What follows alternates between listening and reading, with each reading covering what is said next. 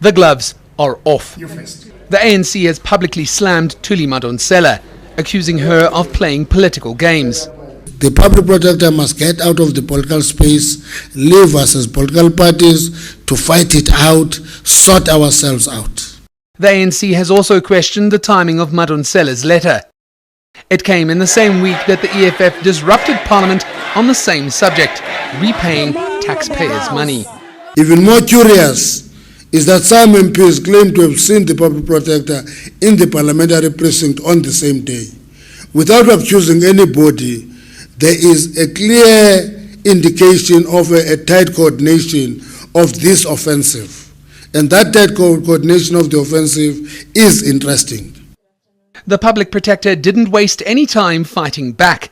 On Twitter, she noted, "Administrative scrutiny is a reality of our constitutional democracy. It's not a political exercise, and politicians should stop interfering. And we are in trouble when politicians meddle in the investigation processes and leak documents, then cry foul." The ANC has made it clear it will not tolerate the public protector acting as a law unto herself. But with Thuli Madonsela seemingly unrepentant, it's difficult to see this spat ending amicably. Nicolaas Bauer, Johannesburg. You deserve to know more. ENCA.com.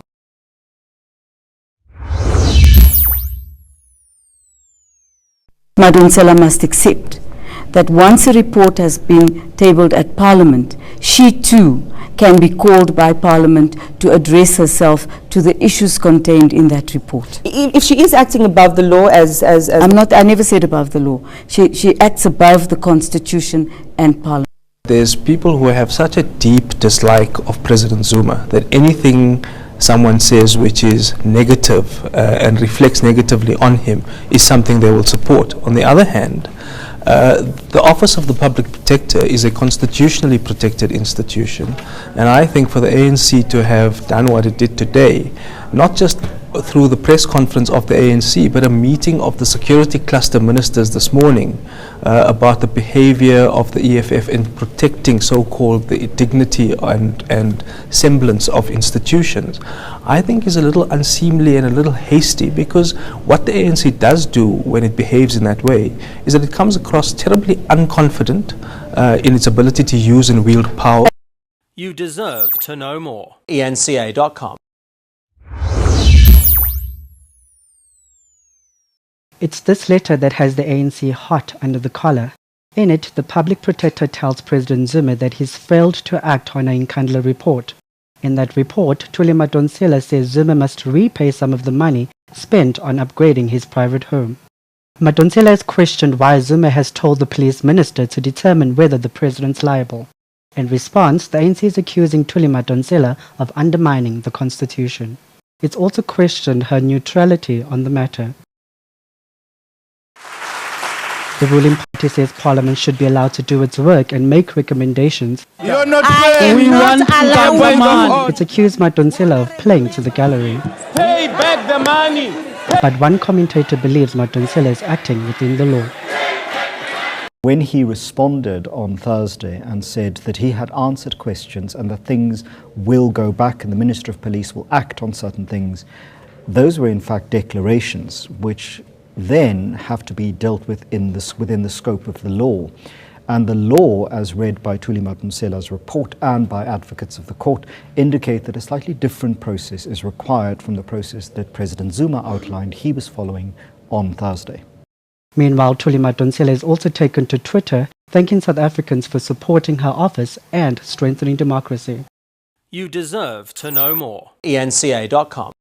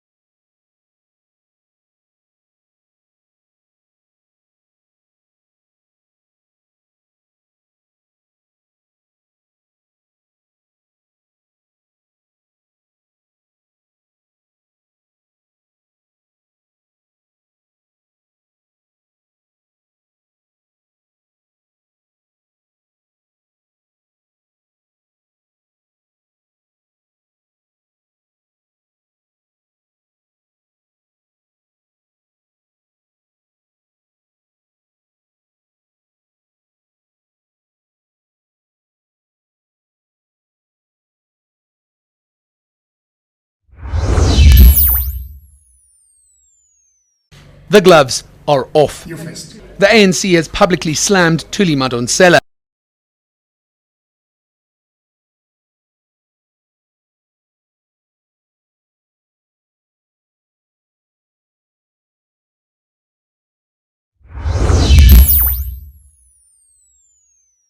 The gloves are off. The ANC has publicly slammed Thuli Madonsela, accusing her of playing political games. The public protector must get out of the political space, leave us as political parties to fight it out, sort ourselves out. The ANC has also questioned the timing of Madonsela's letter.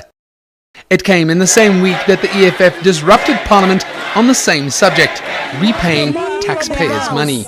Even more curious is that some MPs claim to have seen the public protector in the parliamentary precinct on the same day. Without accusing anybody, there is a clear indication of a tight coordination of this offensive. And that tight coordination of the offensive is interesting. The public protector didn't waste any time fighting back.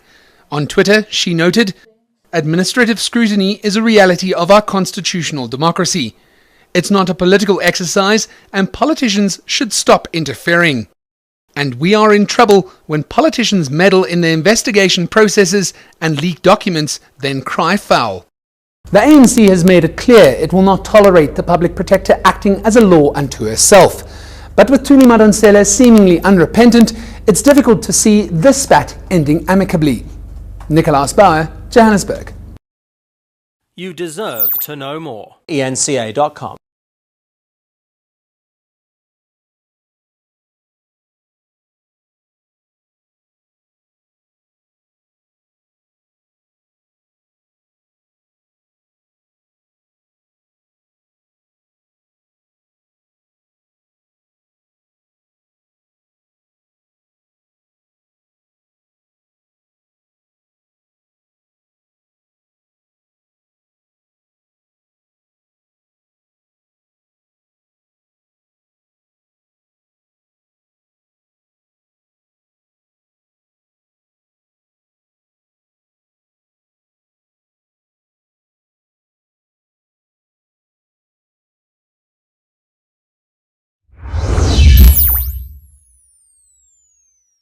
It's this letter that has the ANC hot under the collar.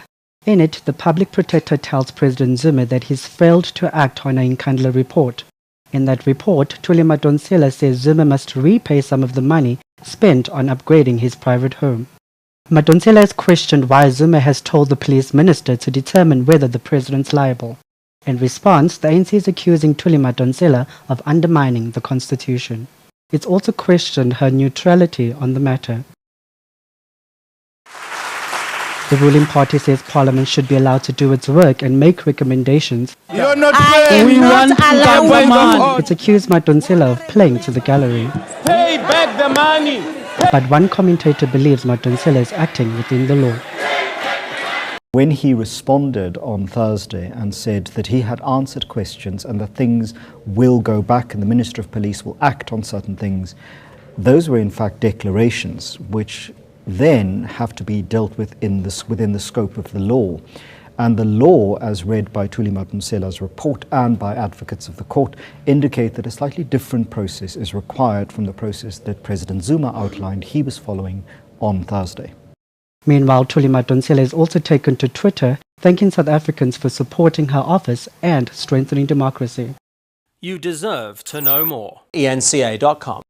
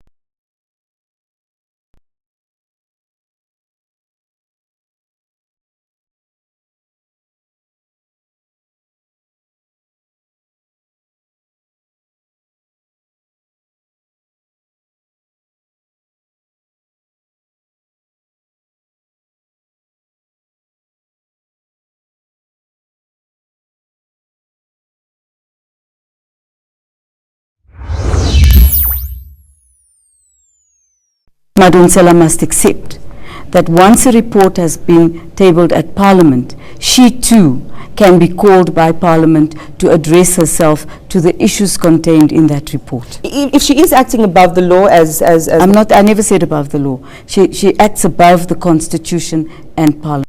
There's people who have such a deep dislike of President Zuma that anything someone says which is negative and reflects negatively on him is something they will support. On the other hand, the Office of the Public Protector is a constitutionally protected institution, and I think for the ANC to have done what it did today, not just through the press conference of the ANC, but a meeting of the security cluster ministers this morning about the behavior of the EFF in protecting so-called the dignity and semblance of institutions, I think is a little unseemly and a little hasty, because what the ANC does do when it behaves in that way is that it comes across terribly unconfident in its ability to use and wield power. You deserve to know more. ENCA.com.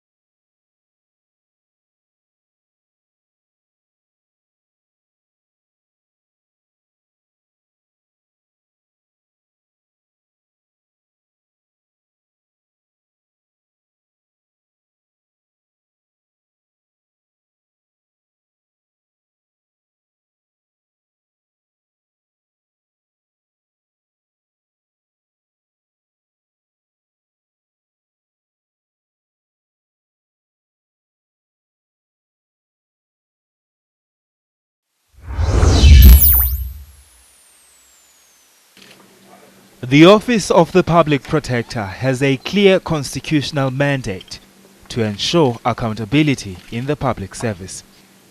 She's got the power to investigate, and then she's got the power to also provide remedial action in terms arising out of the investigation that she may conduct.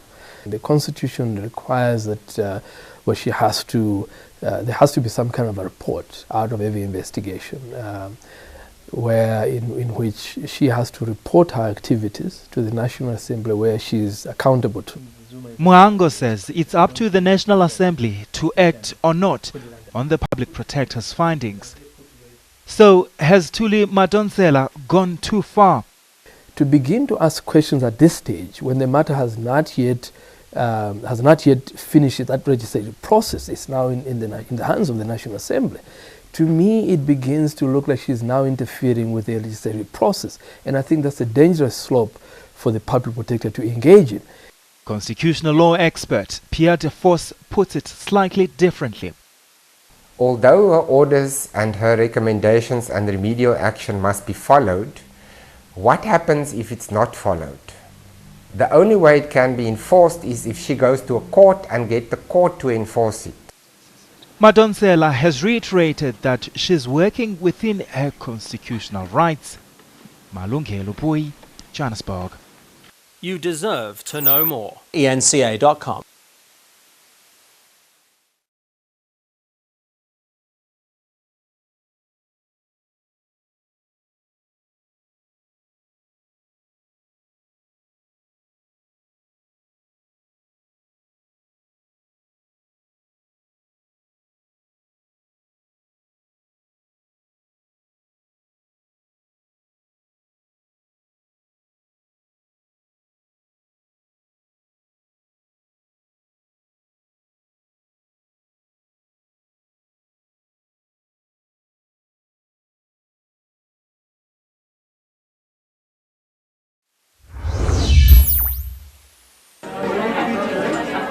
Public Protector Thuli Madonsela released her final report into the President's Nkandla home in March. She found President Jacob Zuma and his family unduly benefited from upgrades of more than 200 million rand. She asked the President to respond to Parliament within 2 weeks and ultimately found that he should pay back a portion of the cost of the upgrades. Madonsela now argues that almost 6 months later, Zuma has done neither. The President's response to the Public Protector included his response to 2 other investigations into the Nkandla upgrades. We do believe that the President has not answered all of the findings and recommendations in the report of the Public Protector on Nkandla. And we emphasize the fact that the report of the Public Protector must be treated as the primary report on the issue of the upgrades at the President's house. The issue of the SRU report and the report of the Joint Standing Committee on Intelligence are reports that are, in our view, subservient to the report of the Public Protector. But getting the President to comply won't be that simple. She is not a court of law. Although her orders and her recommendations and remedial action must be followed, what happens if it's not followed? The only way it can be enforced is if she goes to a court and get the court to enforce it. The battle lines have been drawn. The ANC has defended the President and accused the Public Protector of overstepping her mandate, while Madonsela has described the ruling party's statements as extraordinary attacks on her office. Nicolaus Bauer, Johannesburg.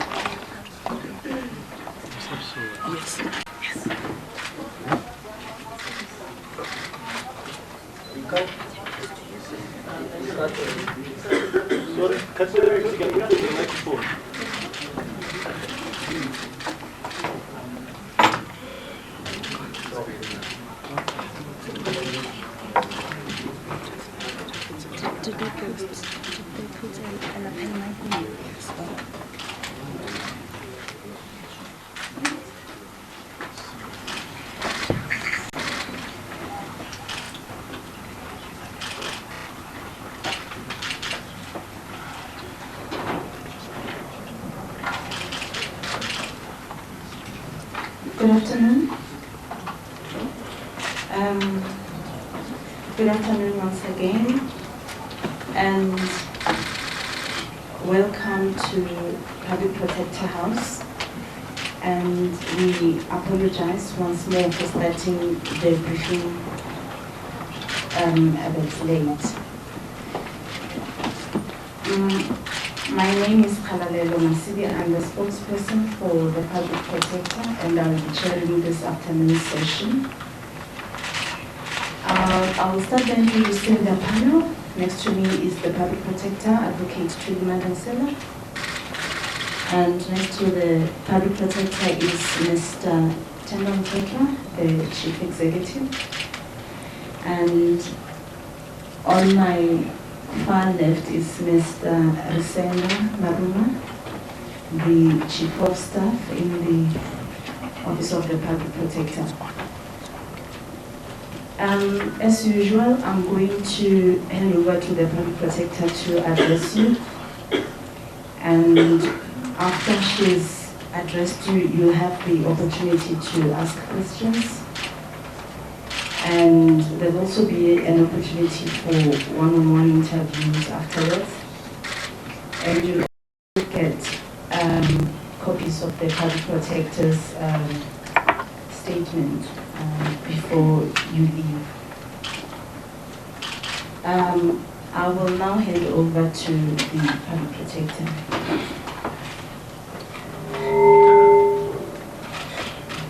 Thank you, Program Director. Members of the media, fellow South Africans, we apologize for starting late. Greetings on behalf of the Public Protector South Africa team. And happy Women's Month to all of the women here and beyond. Thank you for the opportunity to address you.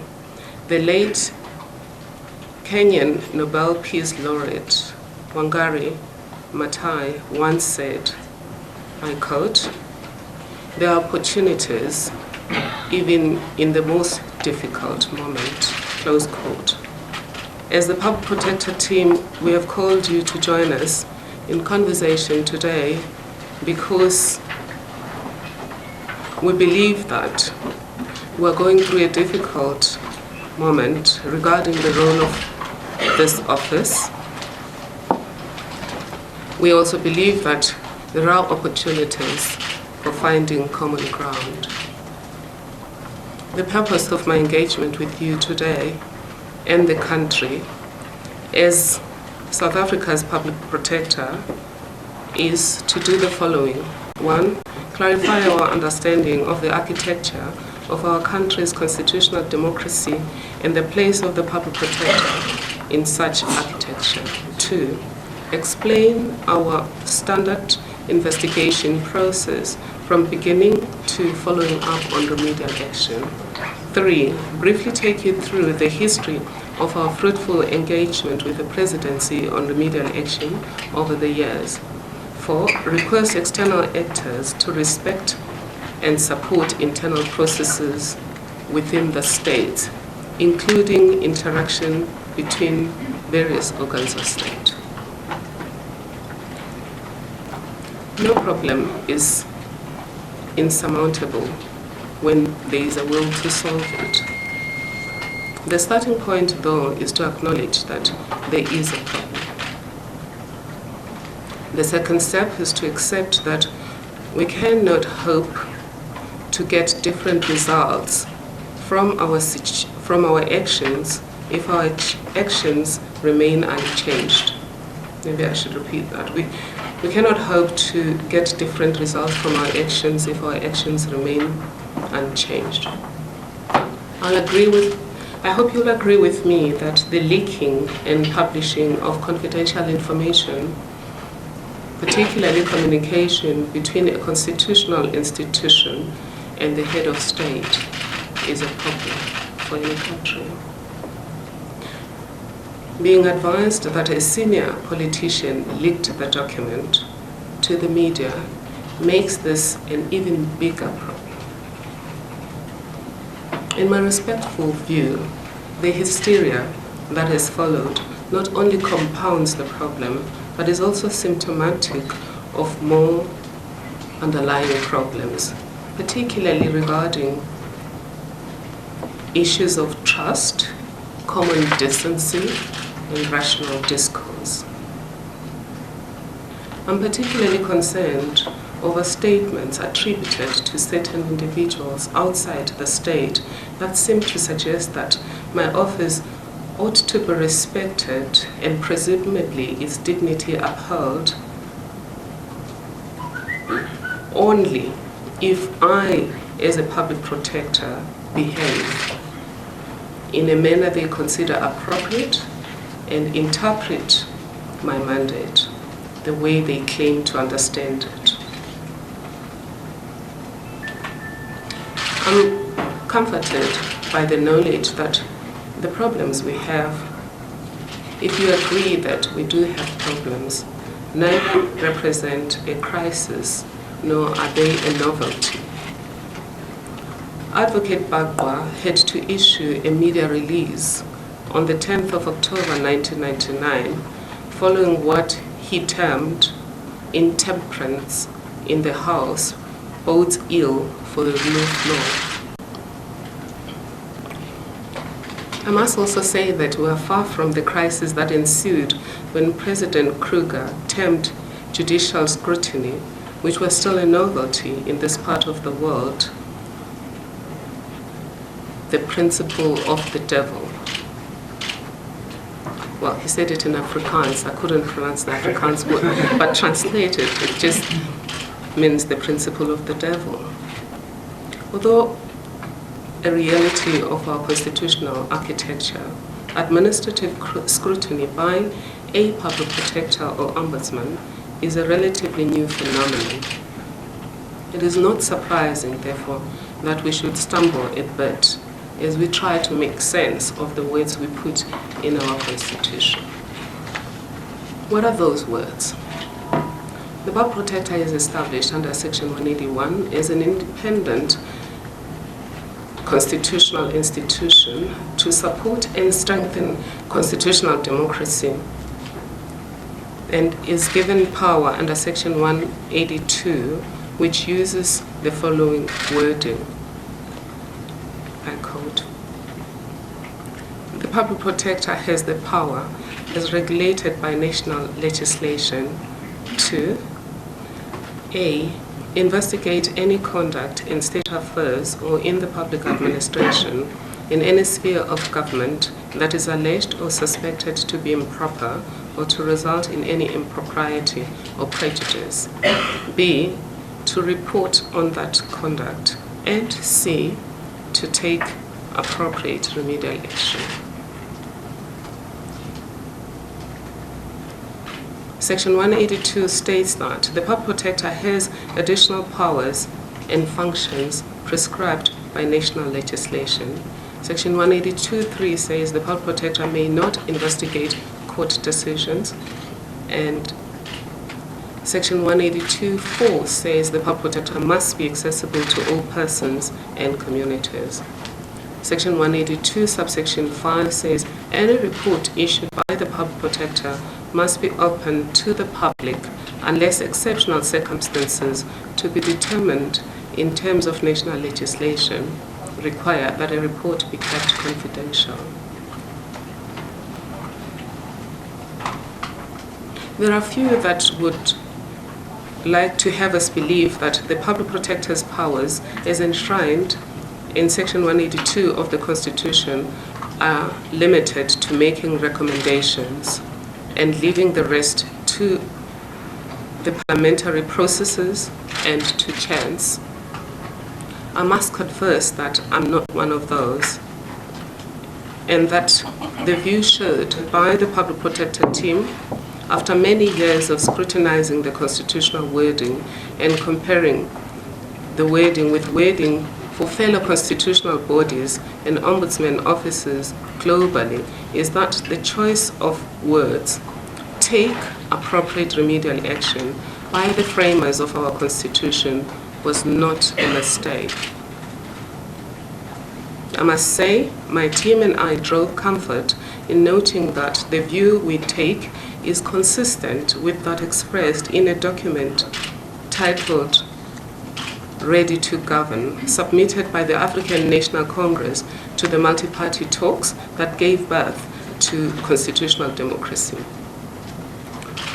On what eventually became the Public Protector, the document says, I quote, "The ANC proposes that a full-time independent office of the Ombud should be created with wide powers to investigate complaints against members of the public service and other holders of public office, and to investigate allegations of corruption, abuse of their powers, rudeness, and maladministration. The Ombudsman shall have power to provide adequate remedies. He shall be appointed by and answerable to Parliament." Of course, I must indicate that the only thing there is he, the only problem, but the rest of it is still relevant. Why are we stumbling then? We're dealing with the challenge of transforming the state and growing into the notion of supervised exercise of public power, characterized by various checks and balances. The difficult part about administrative scrutiny is that it introduces horizontal accountability. Though we are far from Paul Kruger's labeling of judicial scrutiny as the devil's principle, we must accept that many among us are still grappling with the meaning of the supremacy of the Constitution. The good thing is that we're not walking through a forest without a trail. We've been traveling the constitutional democracy road for 20 years. One of South Africa's pioneers on this road, the late President Nelson Mandela, and his peers left several trails for us. One of those trails are the following words, open quotes. Even the most benevolent of governments are made up of people with all the propensities for human failings. The rule of law, as we understand it, consists in the set of conventions and arrangements that ensure that it is not left to the whims of individual rulers to decide on what is good for the populace. The administrative conduct of government and authorities are subject to scrutiny of independent organs. This is an essential element of good governance that we have sought to have built in our new constitutional order. An essential part of that constitutional architecture is those institutions supporting constitutional democracy. Among those are the Public Protector, Human Rights Commission, the Auditor General, the Independent Electoral Commission, the Commission on Gender Equality, the Constitutional Court, and others. It was to me, never reason for irritation, but rather a source of comfort when these bodies were asked to adjudicate on actions of my government and office and judge against it. One of the first judgments of our Constitutional Court, for example, found that I, as President, administratively acted in a manner that it would not condone. From that judgment, my government and I drew reassurance that ordinary citizens of our country would be protected against abuse, no matter from which quarters it would emanate. Similarly, the public protector or ombudsman had on more than one occasion been required to adjudicate in such matters. These words were pronounced by former President Nelson Mandela in 2000. My reading of the late President Mandela's statements leaves me with a distinct impression that he understood that administrative and judicial oversight bodies will not always see eye to eye with politicians. In fact, the reason these institutions exist is to add value by bringing to the attention of his government and politicians matters that may be unconstitutional or at odds with proper conduct envisaged by the Constitution from government or politicians. My engagement with President Zuma in the last 5 years has been along a similar appreciation of my office's role and the value it is adding to him and his government. At my first official meeting with him, he stressed to me the importance of acting without fear or favor. When I investigated a matter involving his conduct, shortly thereafter, his office assisted mine, and on conclusion of the investigation and my office following up on remedial action, there never was drama. In fact, there's never been any drama or lack of assistance from the Presidency on any investigation whenever my office or myself have engaged with that office. The current drama has arisen in the wake of a confidential letter written to the President as the head of the executive, requesting clarity on matters outlined in the letter. The letter was leaked and published in the Sunday Times and the City Press. I was advised confidentially and reliably that a politician leaked it. Both the leaking and the publishing were improper. There was no public interest in such act. If anything, the actions have had the opposite of public interest by adding to a climate of mistrust and unhealthy communication. In my considered view,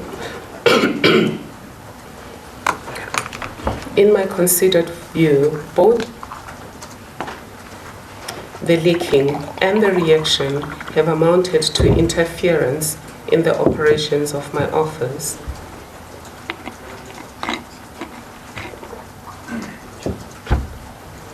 They have also interfered in state affairs in the manner that, if sustained, will create a dysfunctional state.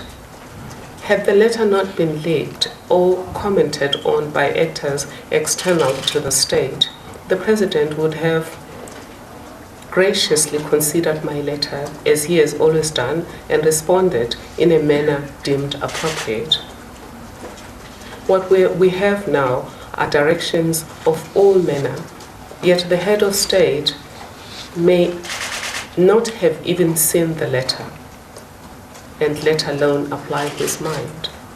To me, that is a problem we must address collectively. Those objecting to the letter, which is not addressed to them, I must say that I had no authority to write it, and in so doing, I'm undermining Parliament. The truth is, my office always follows up on remedial action and has done so with organs of state, including the Presidency, without drama, even when similar matters were being attended to in Parliament. Our constitutional democracy is built on the idea of complementary oversight. When we get more details or appropriate details on what we have done as the public protector, we make things easier rather than more difficult for Parliament. Even if Parliament were not happy, the hysteria and mudslinging is not the way to go. We have a great democracy with mechanisms to solve all problems within the state without external interference. The public protector is accountable to the National Assembly. The Speaker could have called me any time to account for my actions if such actions were viewed by Parliament as threatening or undermining its processes. I would have explained myself, and we would have found a way forward in line with the architecture of our constitutional democracy, which includes the supremacy of the Constitution and the rule of law, with no person or institution being above the law. That process would have been sober and evidence-based. Untruth, such as me being, among others, a ghost in two places, Parliament and here having a meeting with Minister Mutambi, all at the same time, would have had no place. What do we do now?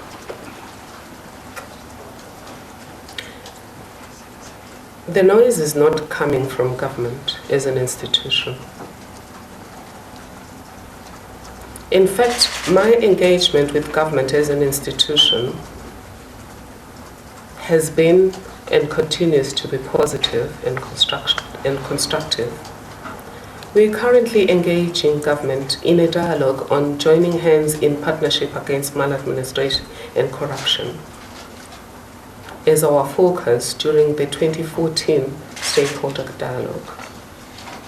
We had a successful launch in Gauteng, where the common message was that working together is not only in the people's interests, but also in the interests of our codependent institutions, as our work complements each other. We also have a history of cooperation with most of the organs of state. This includes agreements to implement remedial action even before we release a report. Examples in this regard include the Department of Justice and the Department of Correctional Services. Our cooperation increasingly includes having memoranda of understanding, such as the historical one we signed with the government of KwaZulu-Natal a year ago. My request to stakeholders outside the state is to respect the boundaries between public and private operations, including the separation of state and party. From my side, I will request a meeting with the President to elicit his views and concerns with a view to a way forward that enables my office to continue to be a resource to his government and the people of South Africa in rooting out maladministration and other forms of improper conduct in state affairs.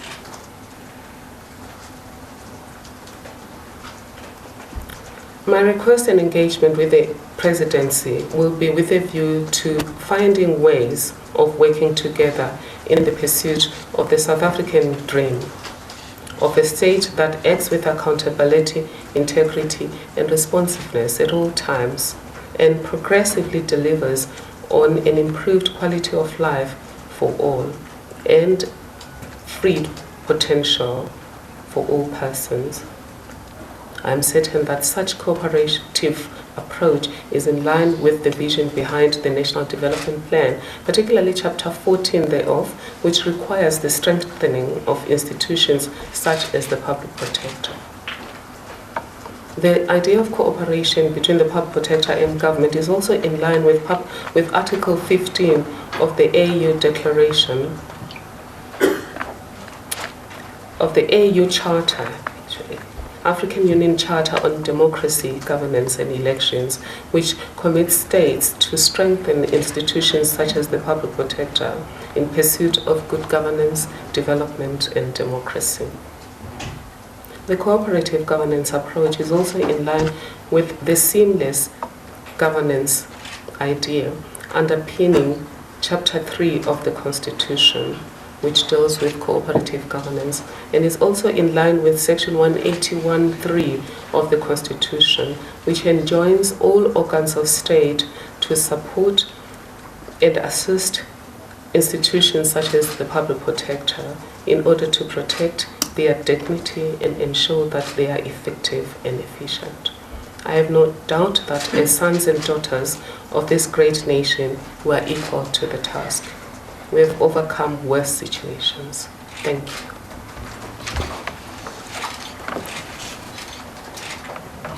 Thank you, Public Protector. We have now come to the Q&A session, and I will take questions. I think I will take 5 at a time and allow the Public Protector to respond. And I can see that there are already hands that are raised in the room. I will start from that side. In front row, 1, 2, 3, 4. Are there hands behind? None. Okay. And then I'll have 1, 2, 3 in front, and then we'll do number 4 and number 5. And please remember to introduce yourselves and the media house that you represent before you ask questions. Thank you.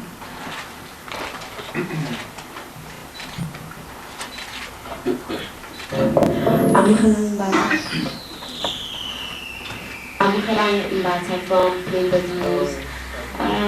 Public Protector, has there been any indication from the Presidency as to whether they've acknowledged the letter that you have sent that was leaked, and as to whether the President is willing to respond as you asked him to respond in your letter?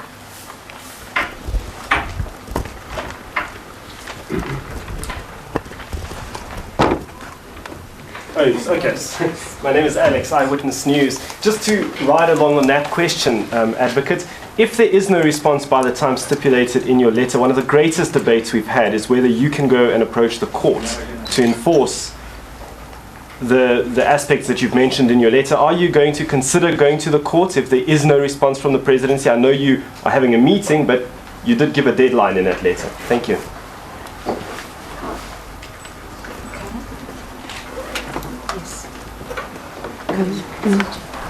Hi, Advocate Karen Vaughan from ENCA. Have you ever directly engaged with the President about your Nkandla investigation? In other words, had a one-on-one engagement with him? And given that you've adopted a very strong rhetoric of trying to do what's in the best interest of the country and all of us, what would you advise him to do at this point in terms of your recommendations in order to make sure that everyone can move on from this particular issue? Philip Debate from the Vale Guardian. We have speculated, of course, without your input, about the ability for you to use certain of the powers in your act, most specifically those of contempt. Have you considered using those contempt powers after the ANC's accusations? And on a related note, I don't know if you've seen the complaint filed by AfriForum this morning or reports thereof. Would you support AfriForum in their filing of a criminal complaint based on the insult provisions of the Public Protector Act?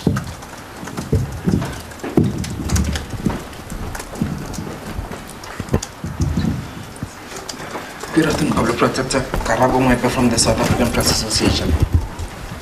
You have been described as a populist and someone who does not always paint the perfect picture when you give out your reports. What would be your response to that? And are you prepared to name the person who leaked the document? Thank you.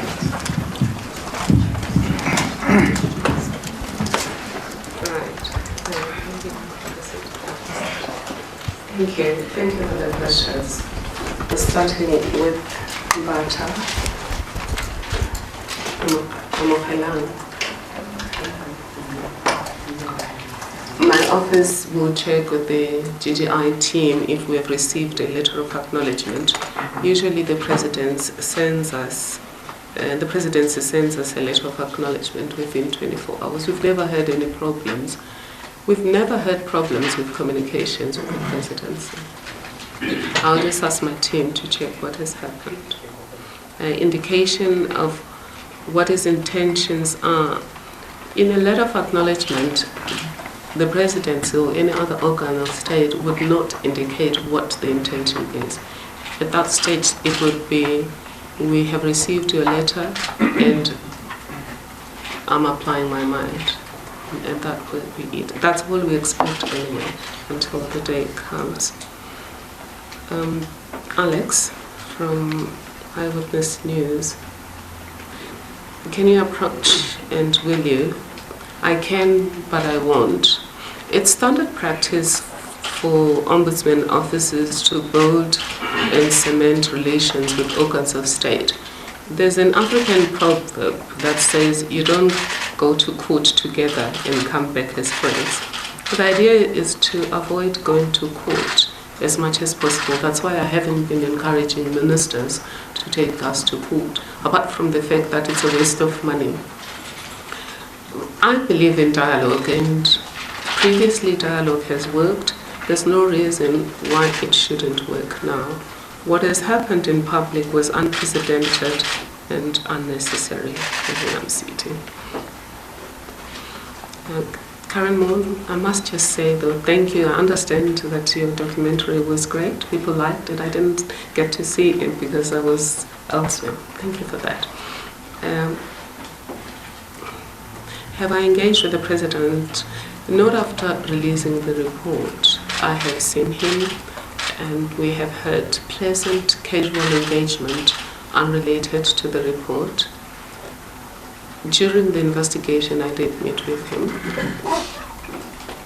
I am now going to request a meeting with him. I had requested a meeting with him on all executive members' ethics act matters to just discuss a common approach, a common vision. I do realize that the President has been extremely busy. However, when he finds time, he will make it. He's never closed his door on my office.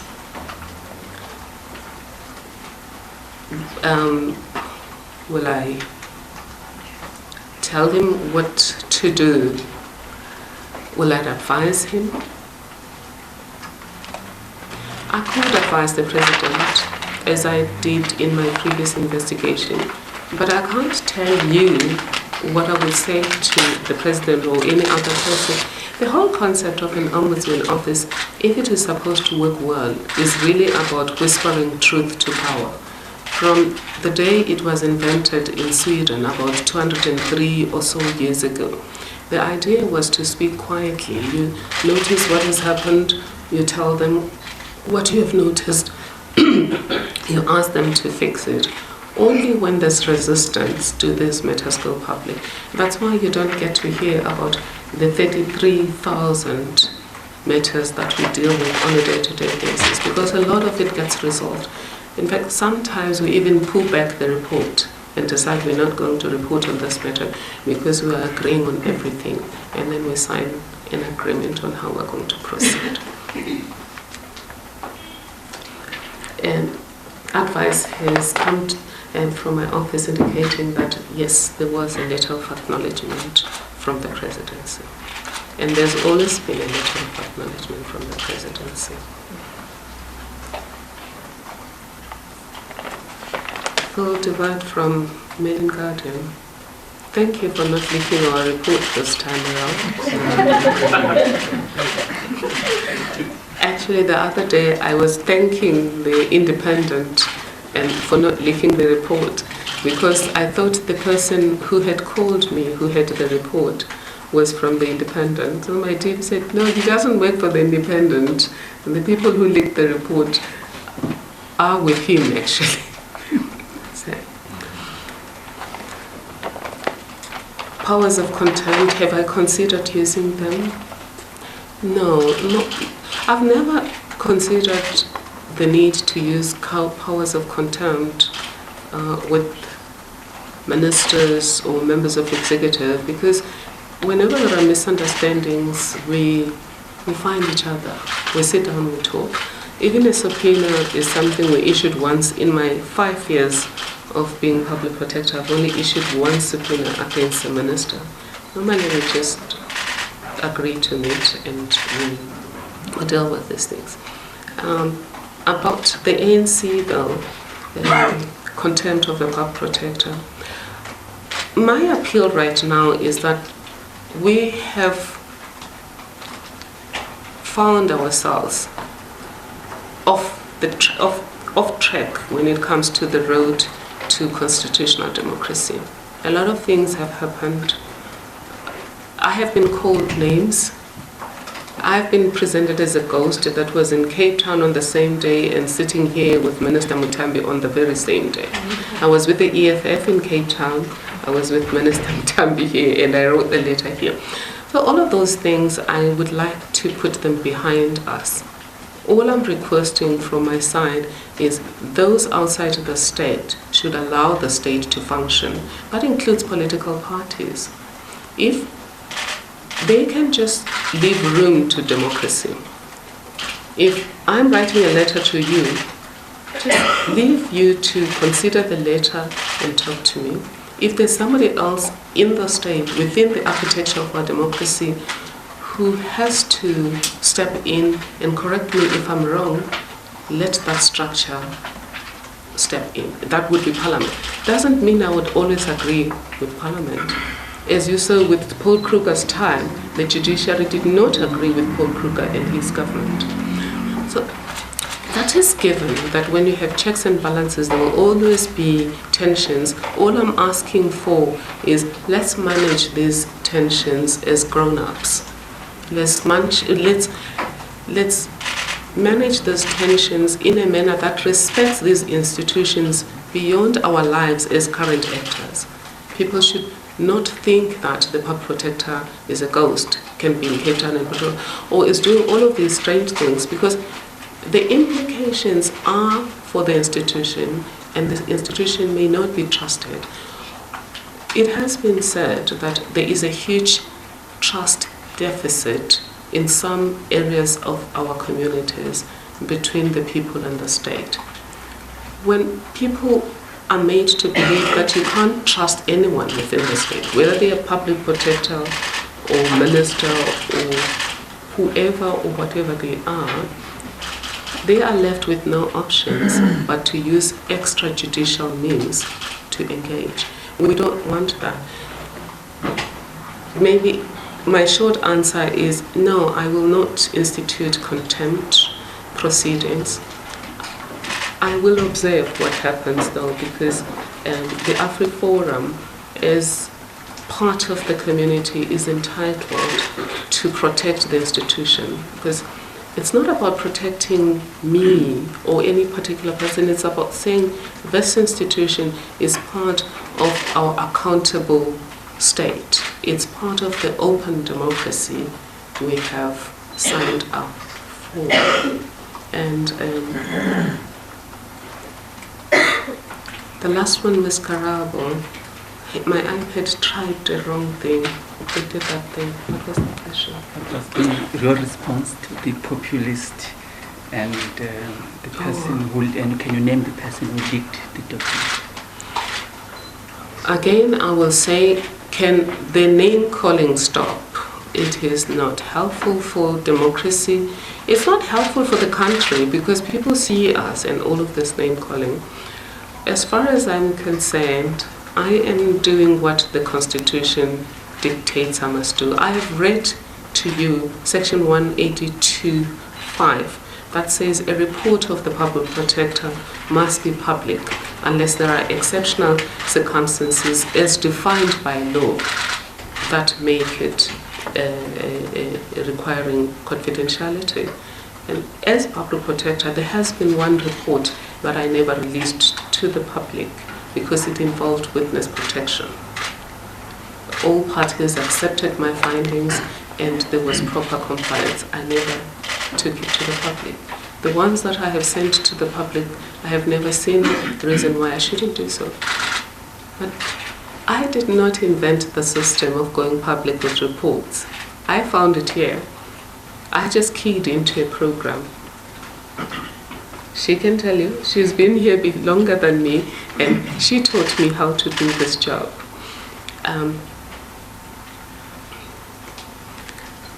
No, I will not name the person who leaked the report. If anyone wants to know who that person is, they must engage with the media houses that published the report. It's really not my place to name people. In any event, my information is hearsay. The source of the information is the two media houses. But whilst on that note,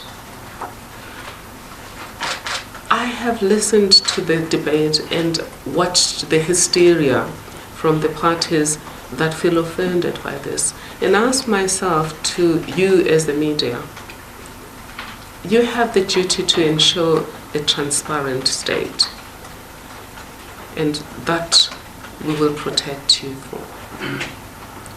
You have a duty to ensure that we are able to engage each other. That's all part of Section 16 of the Constitution.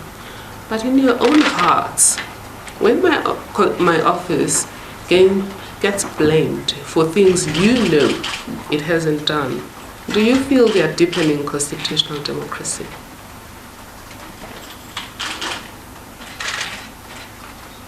Because there's a Gogo Dlamini in the middle of nowhere who really doesn't know who leaked the report. And when people suggest, oh, all leaked reports are from the public protector, it must be the public protector, she might just believe it. She won't be told in those conversations that the report of the SIU leaked, and nobody said a thing, and nobody said that the SIU leaked the report. The conversations that have been going on between the NPA and the Presidency have been leaked, and nobody said the NPA was leaking those reports. The ball is in your courts. Thanks, Public Protector. We'll take another set of questions. There's a hand in the second row. 2 at the back, 4, and 5.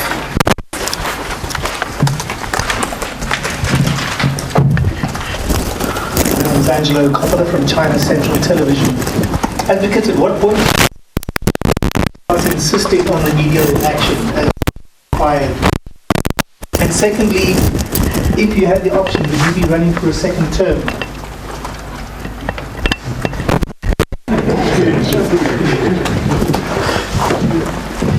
Thanks, Public Protector. Madonsela from Independent. I know that we have already tried to address the question around mudslinging. However, I just want to get your opinion on the accusations by the ANC saying that you have made the president your personal project, and that you're targeting him and not dealing with the issues constitutionally, and then that you are undermining the constitution and parliament. Thanks. Hi, my name is Stephanie. I'm from AFP. Would you say South Africa is facing a constitutional crisis?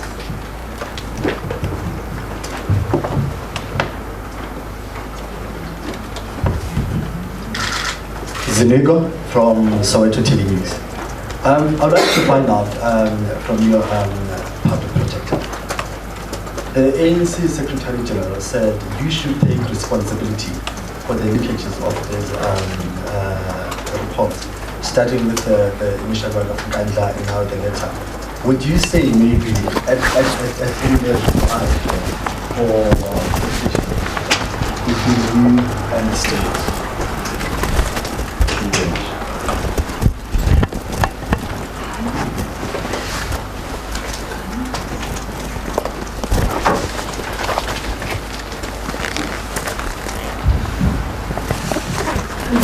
Public Protector, the letter that was leaked, does it represent your particular beliefs on the President's response to the report? Because in that you stated that he was essentially asking a minister in a very unconstitutional and unlawful way to become a court of law and seeking to review your findings by insisting that the police minister should determine whether in fact he should pay back the money.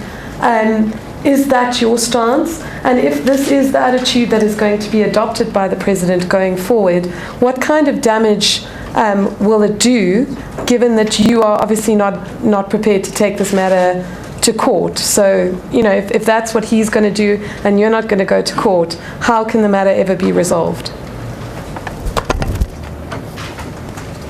Thank you. Before the Public Protector responds, we didn't get the name of the colleague from AFP News. Excuse me? Stephanie.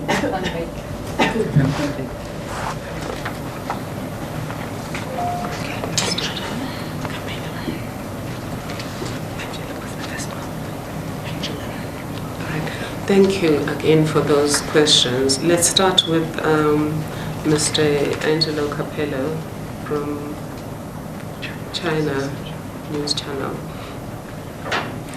At what point do I insist on remedial action? I always insist on remedial action. This whole fiasco has broken in an arena where we always do this. We never let go of remedial action.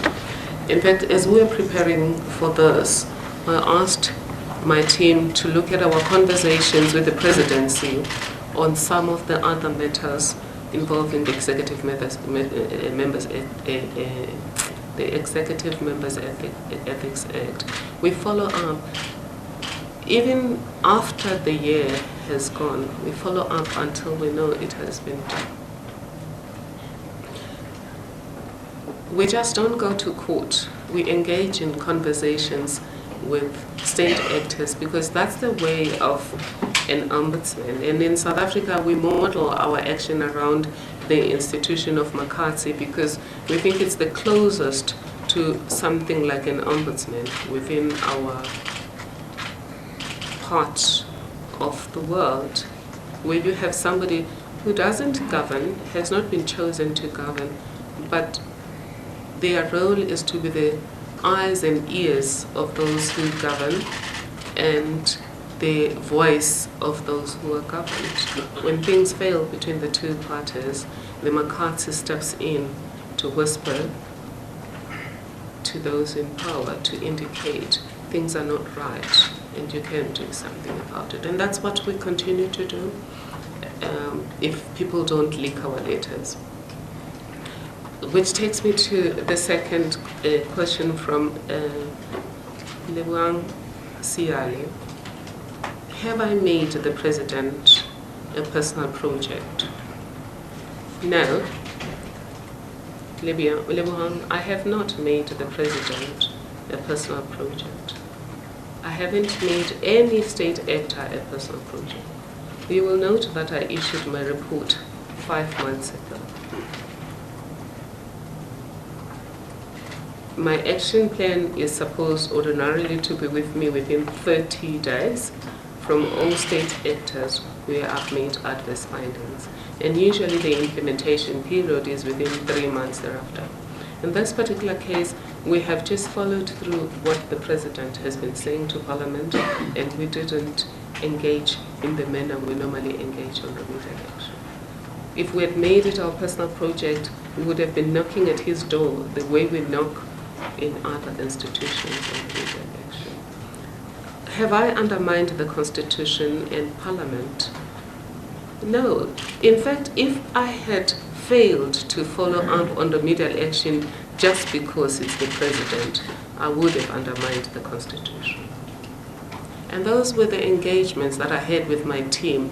What do you do now? In fact, at some stage, my team asked me, if this had been done by Minister so-and-so, what would you do? So the idea is to be consistent. The idea is to follow the rule of law, which includes the principle that nobody and no institution is above the law. And my understanding is that the President has not taken exception, or at least he has never said that to us. It is actors outside the state that have done that. Which is why I'm saying we're at a different situation than where we were with President Kruger, because Paul Kruger was himself the one who was resisting judicial scrutiny, even calling it the principle of the devil. Here we don't have that situation. We've had the President implement remedial action before, regarding himself and regarding members of his executive. Is South Africa facing a constitutional crisis? Definitely no. Of course, it depends on how we resolve this matter. If the view that says administrative scrutiny is irrelevant wins the day, then yes, we would be at the same constitutional crisis where South Africa was during Paul Kruger's time, because you know how they resolved that crisis. Where they resisted judicial scrutiny, they changed the constitution to allow a particular kind of majority where Parliament could eventually override the judiciary. It's a long story, but a very interesting story on constitutionalism. I don't think we'll reach that. I just think people should understand that we made a choice that there will be administrative scrutiny. It is not superior to judicial scrutiny, neither is it inferior to judicial scrutiny. It's just a different kind of scrutiny. It's part of what we call complementary oversight. In our constitutional architecture, public power is exercised under supervision. And the person supervising your exercise of public power does not always have to be your superior. That's why we talk about horizontal oversight. That was the crisis. That was Stephanie's question, and then Zinika's question, Soweto News. I must take responsibility for the leakage. I have answered that question, that I can't take responsibility for dishonest people. Who should take responsibility for the leaking of the SIU reports? You do know that we don't have an official version of the SIU report, but all of us know that the findings are pretty much similar. To my NPA, we hear every day about what's happening in the NPA. In the political parties, every day we hear every day on what was decided in cabinet. And nobody's name calls those people. Nobody pretends to be a superpower that knows exactly who leaked those documents, unless they've been told by the doctor. The person who has to take responsibility for the leaking of that document is the politician who leaked the document. They have to take responsibility.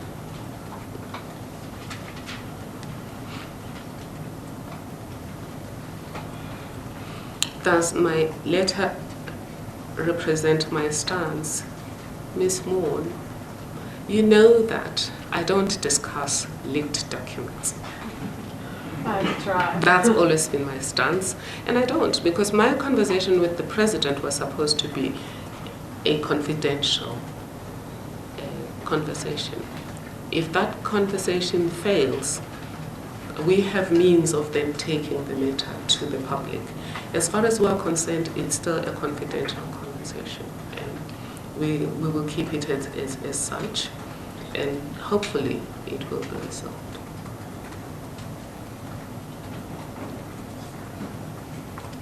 Thank you, Public Protector. Yes. The applicant hasn't answered my second question yet. What was your question? About the next term.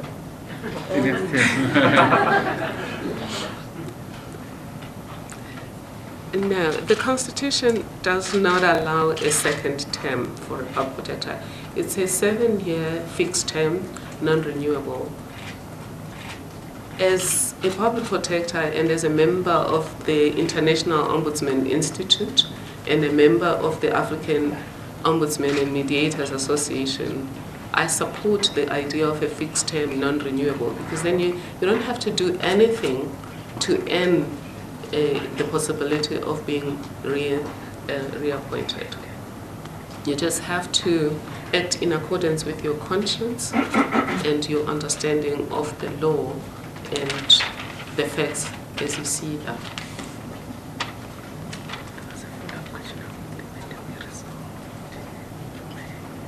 How will the matter be resolved? We will come back to the media. The standard thing, the standard approach is we investigate. In the middle of an investigation, we advise the institution concerned if we are considering adverse findings. And if the institution agrees with us that we are correct in those findings and wants to implement remedial action, we may drop the investigation. Even if they agree with us, but we think that the investigation touches on systemic issues that everyone else needs to know about, we will proceed to a reporting stage, but indicate that government has agreed with us and government has agreed to implement. That is a standard thing. Once we have issued a report, we follow up on remedial action. That was the case during Advocate Bakwa's time. That was the case during Advocate Mushwana's time. In fact, the first remedial action that we followed up relentlessly with no drama was Nandoni Dam, which was an investigation conducted by Advocate Mushwana and had asked government to do certain things, which was including paying some compensation to those communities, building safety measures around the dam, etc. We followed on that, I think, for about 2 years without dropping the ball.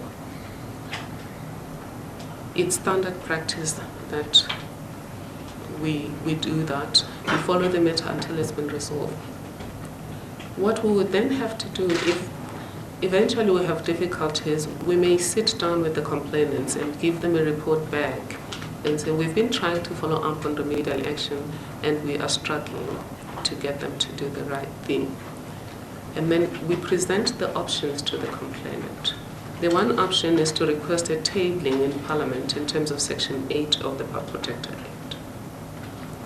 We request a debate in Parliament, and some of my predecessors did request debates in Parliament on some of their reports.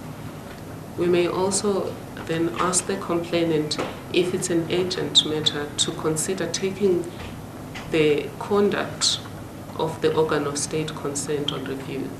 So that would not be reviewing my report. That would be reviewing the conduct of the administrative conduct of government as being irrational in responding to a report that is rational. That would be a route taken by the complainant. Historically, we had promised that if complainants take somebody to court on a matter that has been decided by this office, we will join in the action as friends of the court, amicus curiae brief. We've not been able to join many of these matters at the moment because we're poor as an institution and too few to be able to engage on all of these things. Thank you. Can I see if there are further questions by show of hands? Is there anyone that has not asked? Okay.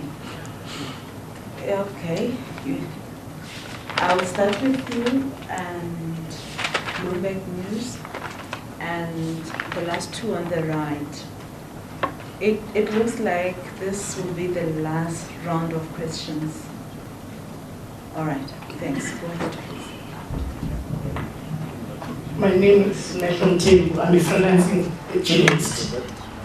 What I want to ask the Advocate Madonsela, does the President Zuma understand the damage he is causing to this country by behaving the way he's behaving? I mean, we talk about Nkandla, which is, I mean, the ruling party is insulting you left and right. The Gupta Gate, the spy scandal. Does he, in your engagement, sincerely, do you think he understands the damage he's causing to this country?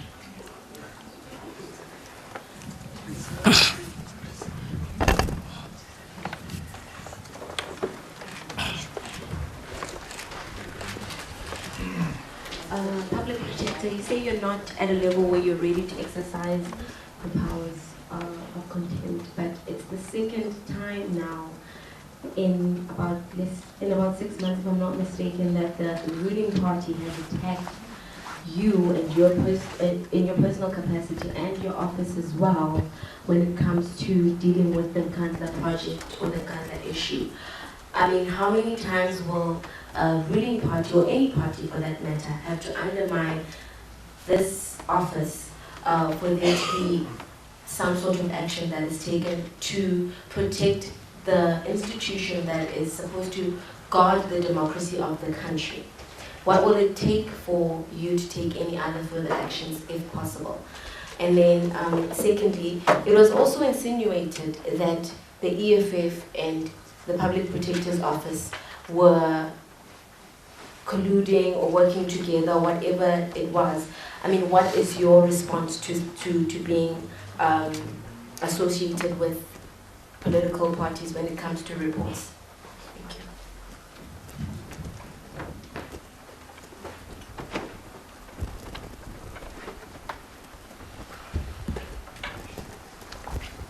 Advocate, the accusations that you go on international roadshows and undermine the constitution, as well as give out information on issues that have not yet been reported on. What's your view on that?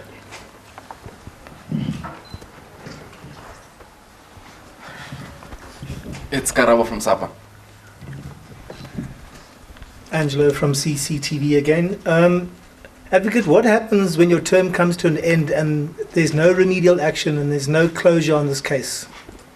What happens then? Are you going to push to do it closed before you leave office?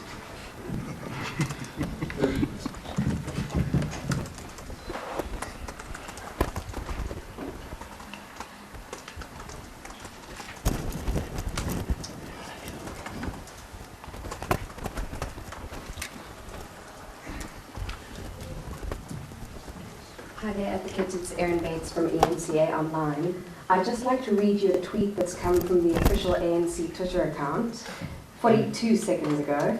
It says, "This is a missed opportunity by the Public Protector to redeem damage caused by Thuli Madonsela's conduct." Now, the language of your speech today has been very diplomatic. It's been very kind of cooperative. You've spoken about the symbiotic relationship between you and the head of state. I just want to know, how do you then respond to a comment like that coming from the head of state's party, the party of which he is also the head, that seems to put you in quite an adversarial position?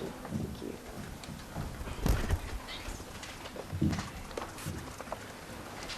Thank you. Perhaps I should start with the last one from Ms. Erin Bates. The ANC is a big party. I have served the ANC. I have served the ANC. I have taken arms under the ANC. A lot of the people who are insulting me,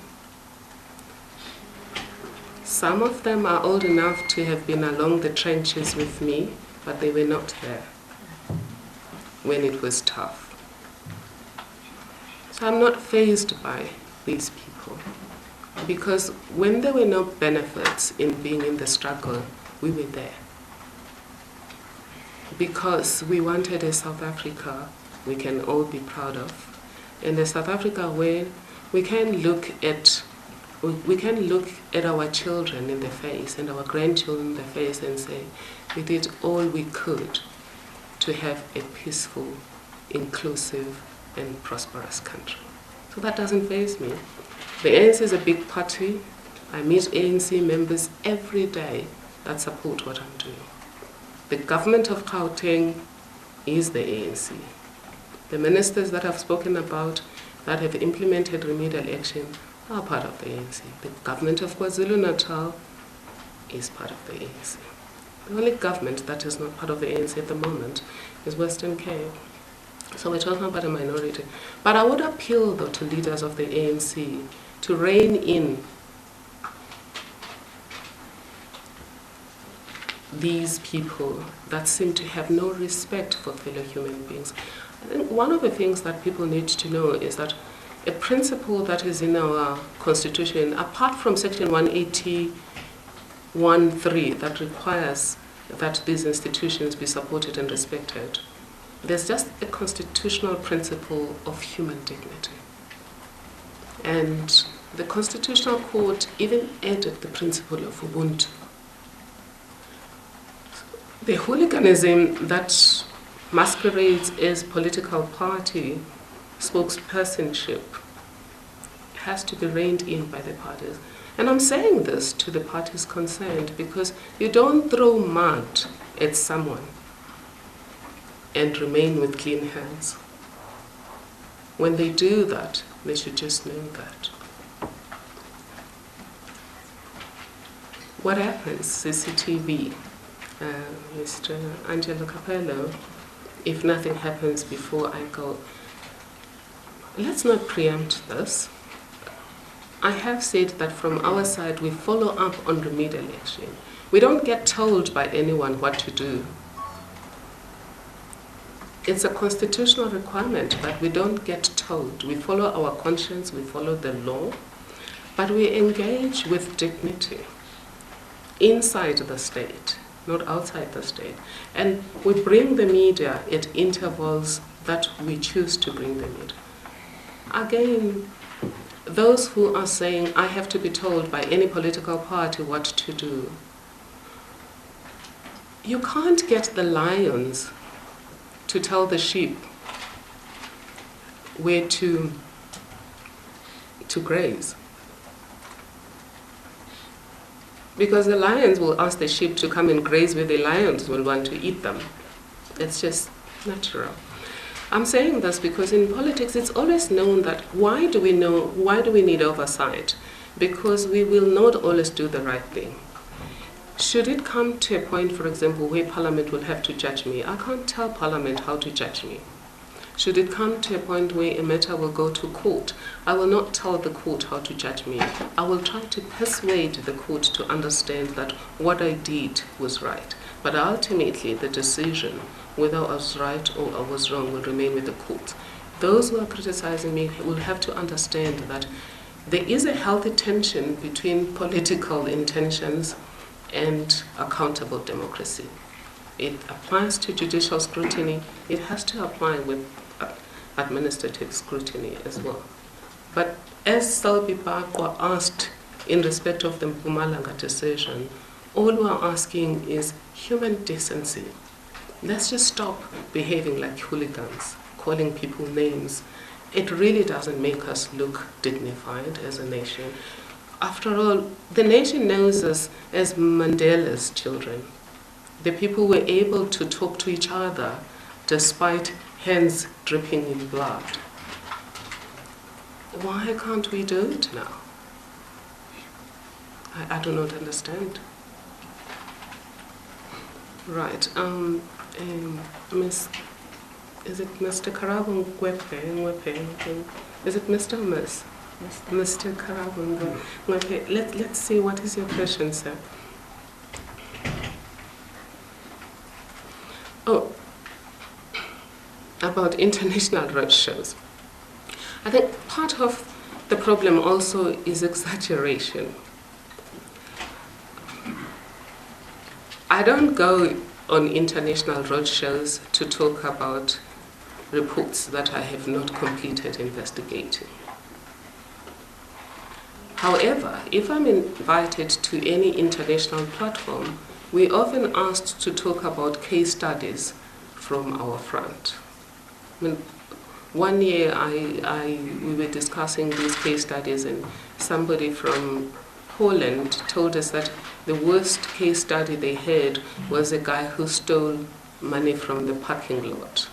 And people laughed because it was terrible. They said, "Don't you have better stories?" And he said, "Forgive me for coming from one of the least corrupt countries in the world." So we share those good practices in order to understand what progress are we making.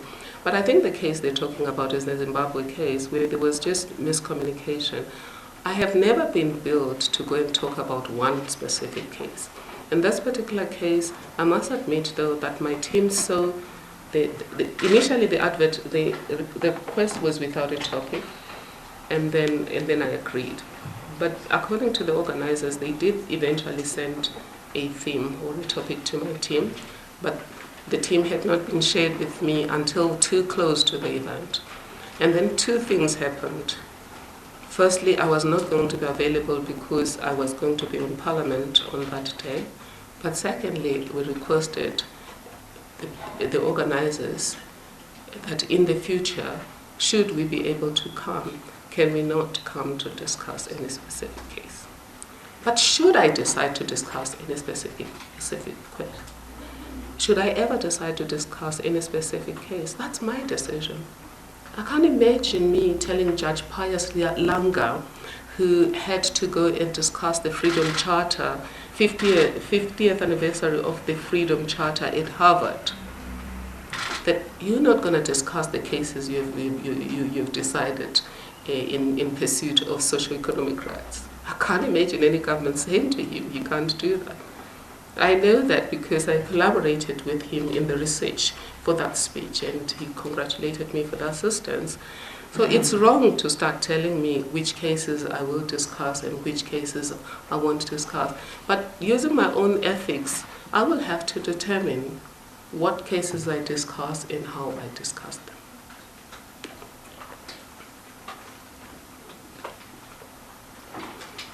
The last one is from, I started at the bottom, Amukelang Mbata from Bloomberg. It's Miss Mbata, sorry, Amukelang. I think I'm confusing you with Mr. Mtende. So you're not the last one. Your question was, will I let it go, the contempt, considering that it has happened several times? We don't always solve problems by litigation. My approach today was to appeal to anybody who has an interest in a functional state to think before they talk. Make false accusations,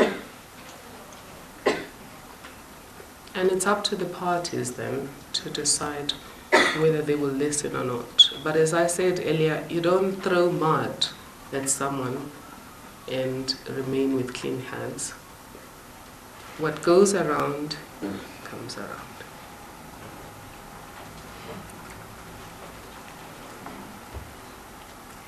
And Mr. Mbata, Mr. Mtembo, sorry, Mr. Well, it's because, yes, sorry.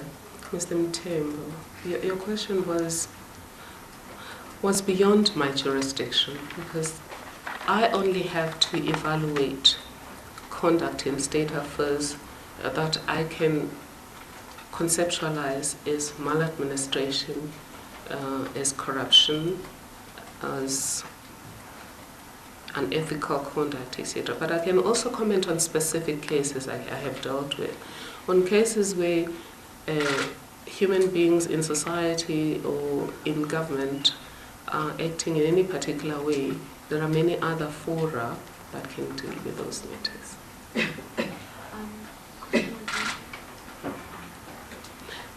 Yes, Ms. Mbata, you asked about what do I say about being associated with EFF. Isn't the accusation ridiculous, though? I mean, just yesterday I was DA. When did I join the EFF? But I think the most ridiculous part of the accusation is the fact that it is said that on the day the EFF was engaging in Parliament, I was seen in Parliament. I mean, I would really have to be a ghost. Because I was here with Minister Mtambi. They talk about an alibi. So I have an alibi.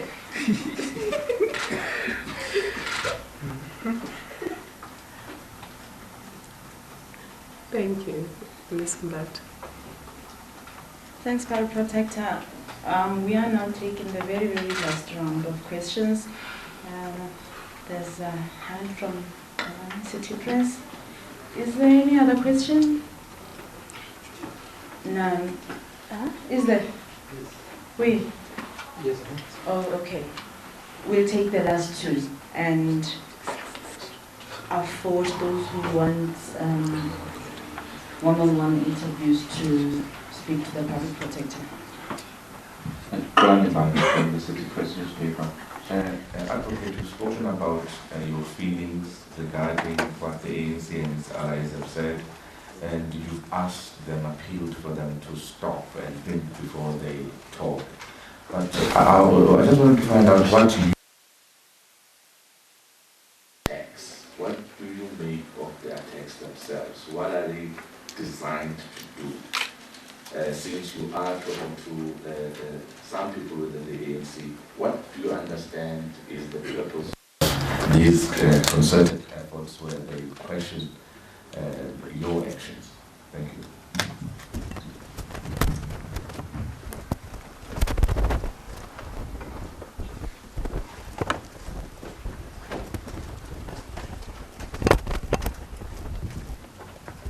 Ziluka again from Soweto TV News. Just on the issue of the politician who leaked the letter, can you be able maybe to indicate whether that politician is a member of the executive in Parliament, or is just maybe a politician from a political party who is not one of the ministers in Cabinet?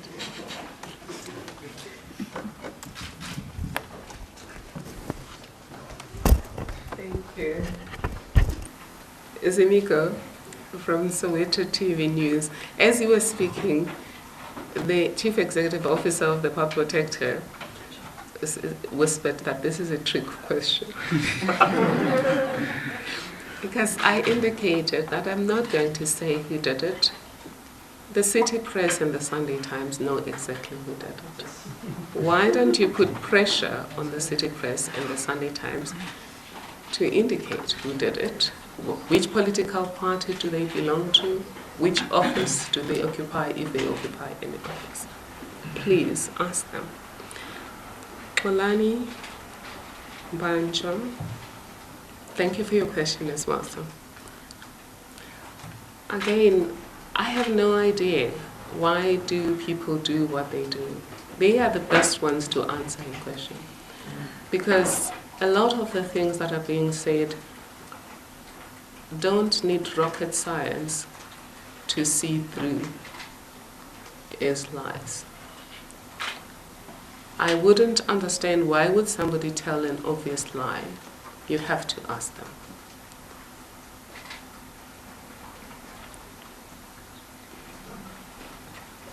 Thank you. Is that it? Okay. Thank you. This brings us to the end of the media briefing. You will get your media packs on the way out. Thank you very much.